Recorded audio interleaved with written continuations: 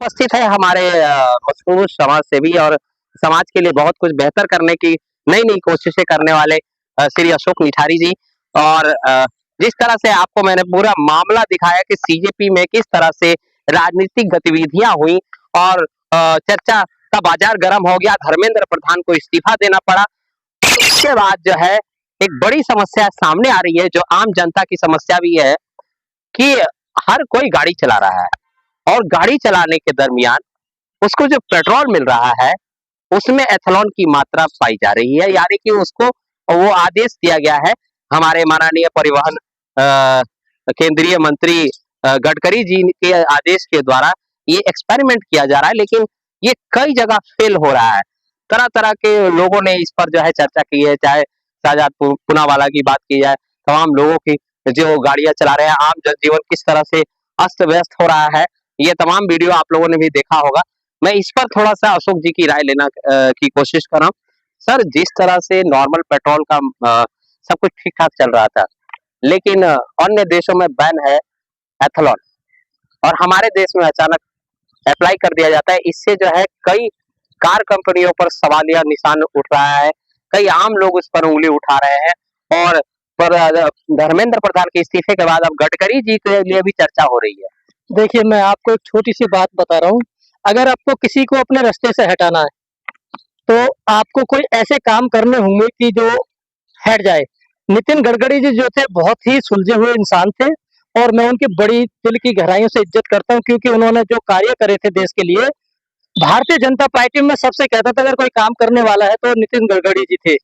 मगर जहाँ पे मुझे जहाँ तक मेरी ये सोच है, नितिन गडकरी को जो उन्होंने अपने चक्रव्यूह में फंसाया, क्योंकि वो प्रधानमंत्री जी के दावेदार थे और यहाँ पे और कोई प्रधानमंत्री भारतीय जनता पार्टी बनाना चाहती है, जो आरएसएस है वो किसी और को लेकर आना चाहती है। तो नितिन गडकरी जी को जो है, आपने पहले एक वीडियो आई थी उनके बच्चों के नाम, देखा होगा कि उनके बच्चों ने गन्ने से ये करा और वो करा और वो करा। वो वीडियो कुछ महीने बहुत वायरस हुई, क्योंकि वो उस वक्त 75 साल मोदी जी के 76 साल पूरे हो रहे थे और प्रधानमंत्री चेंज करने थे। तो मैंने ये समझा है या मैं समझता हूँ उस वक्त वो वीडियो निकली। अब ये वीडियो आई एथलॉन पर। एथलॉन जो है एक गन्ने की खेती होती है। हम लोग यूपी से रहने वाले, यूपी में कहते हैं जो गंद निकलता, महली जिसको कहते हैं, महली निकालते हैं, उनको जानवर को खिला देते हैं या फेंक देते हैं, उनको कुत्ते को खिला दिया। तो ये उस चीज से इसको बना रहे हैं। उस चीज से बनाने के बाद ये सक्सेसफुल नहीं हो रही है। गाड़ियों में मेरे कई जानने वालों से मेरी बात हुई, वो कहते हैं हम लोग पेट्रोल तो भरवाते हैं और जैसे ही खड़ी करते हैं वो पेट्रोल अपने आप खत्म हो जाता है। जब वो चीज खत्म हो जाती है तो क्या फायदा है ऐसी चीज को लेने का। और क्या मैं नितिन गडकरी जी को आपके चैनल के माध्यम से गुजारिश करना चाहता हूँ कि आप अपनी छवि पे क्यों ये दाग लगा रहे हैं। आप बुढ़ापे की तरफ जा रहे हो, आपको कोई नया जीवन नहीं मिल रहा, आपको यही एक जीवन मिला है। और जिस तरीका से लोगों ने उनको सर पे आंखों पे बैठा के रखा है, तो आप इस पेट्रोल के मामले से अगर बाहर निकल जाए तो मैं समझूंगा कि ऊपर वाले ने उनको एक सद्बुद्धि दी है कि इससे बाहर निकल गए, अन्यथा वो इसमें फंस कर रह जाएंगे और एक दिन वो आएगा कि उनसे मंत्री पद छीन लिया जाएगा। तो क्या किसी के दबाव में ये कार्य हो रहा है? कई लोग उन पे आरोप लगा रहे हैं कि वो अपने बेटे को लाभान्वित करने के लिए जिस तरह से अमित शाह ने अपने बेटे को लाभान्वित किया है, बीसीसीआई का चेयरमैन बना देते हैं बिना अनुभव का, उसी तरह उनके बेटे को भी लाभ पहुंचाने का के लिए ये कार्य किया जा रहा है या किसी के दबाव की राजनीति हो रही है? देखिए, इससे पहले भी सरकार आई और जो सरकारें आई थी उन्होंने अगर किसी को चेयरमैन बनाया था तो खेल जगत से जो था उसी को बनाया था। ऐसे नहीं बनाया कि जिनको बल्ला पकड़ना आता नहीं उनको चेयरमैन बना दिया। मगर मैं तो उनके दुर्भाग्य देखता हूँ कि जो इस देश के खिलाड़ी रात दिन मेहनत कर रहे हैं। कहते हैं ना, इस देश में अनपढ़ आदमी के नीचे आईएएस नौकरी कर रहा है। ये तो आपने सुना ही होगा, बहुत हमारे एमएलए ऐसे हैं जो अनपढ़ हैं और उनके नीचे बहुत मंत्री ऐसे हैं जो एक आईएएस नौकरी करता है। जो इस देश का सबसे बड़ा एग्जाम होता है उसको वो पास करके आता है, जो लाखों में से एक चुन के आता है। वो दुर्भाग्य है इस देश का कि वो अनपढ़ों के नीचे नौकरी करता है। तो मैं ये समझता हूँ कि ये जो काम हो रहा है ये भी एक ऐसे ही हो रहा है कि जो एक अनपढ़ आदमी को की तरह ही ये कार्य चल रहा है। जो एक पढ़े लिखे इंसान है वो भी आज अनपढ़ का काम कर रहे हैं। तो आपको इन चीजों से बाहर निकल के आना पड़ेगा, अन्यथा तो ये तो सरकार तो जा ही रही है।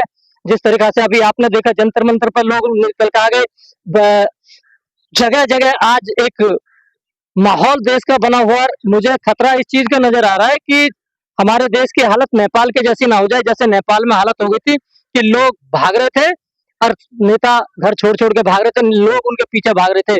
अभी ऐसी हालत देखी गई सीजेपी के मामले में देखी गई। आपने देखा, आप तो देखिए, मैं आपको बहुत शुक्रगुजार हूँ कि आप इन छोटी-छोटी चीज़ों को निकाल लो। जो हमारी मीडिया है, वो तो वहाँ तक पहुँच ही नहीं पा रही। मैं कल एक श्वेता जी का एक वो देख रहा था, वो उनके ऊपर तो बोल रही थी झारखंड के ऊपर कि वहाँ के सीएम ने वहाँ पे लाठी बरसवा दी, ये कर दी, वहाँ कर दी। मगर उन्होंने कभी एक बार ये नहीं बोला कि हमारे गृह मंत्री जी ने यहाँ पे लाठी चार्ज करवाई, यहाँ पे बच्चों के ऊपर आग गोला छिड़वाया, कहाँ-कहाँ पे उन्होंने लड़कियों के साथ, हमारी बच्चियों के साथ जो छेड़खानी की है पुलिस ने, उसके लिए उनको कोई शर्मिंदगी महसूस नहीं हो रही। और जो हमारी बच्चियों को नहीं समझ सकते, तो हम लोगों को क्या समझेगा, इस देश को क्या समझेगा। तो मैं आपके चैनल से श्वेता जी को भी ये कहना चाह रहा हूँ कि आप भी एक बेटी हैं किसी की, और आपके भी हो सकता है बेटी हो, तो आप इन चीजों को बाहर निकाल के आए। इतने बड़े एक आज तक में बैठी हुई है, तो आपको तो ये करना पड़ेगा, आपको उसके बाहर निकलना पड़ेगा, और आपको एक सेवक की तरह, जन सेवक की तरह आके सच्चाई को रूबरू दिखाएं, तो बहुत बड़ी मेहरबानी होगी। तो इस तरह से देखिए अशोक जी ने मतलब सभी पहलुओं पर बातचीत की और गडकरी जी के को एक सलाह भी दे दिया, इन्होंने एक मशवरा भी दिया जो बिल्कुल निःशुल्क दिया। इन्होंने कहा कि अभी जाते जाते इस तरह की गतिविधियां नहीं होनी चाहिए, नहीं तो उनका कैरियर में इतना लंबा जो समय गुजरा है, इतने लंबे पल गुजरे हैं, वो कहीं ना कहीं विलीन ना हो जाए। बहरहाल आपके कमेंट का मुझे बेसब्री से इंतजार रहेगा। आप बने रहिए राज के साथ, सड़क से लेकर संसद की हर खबर में। सलाम भारत के साथ।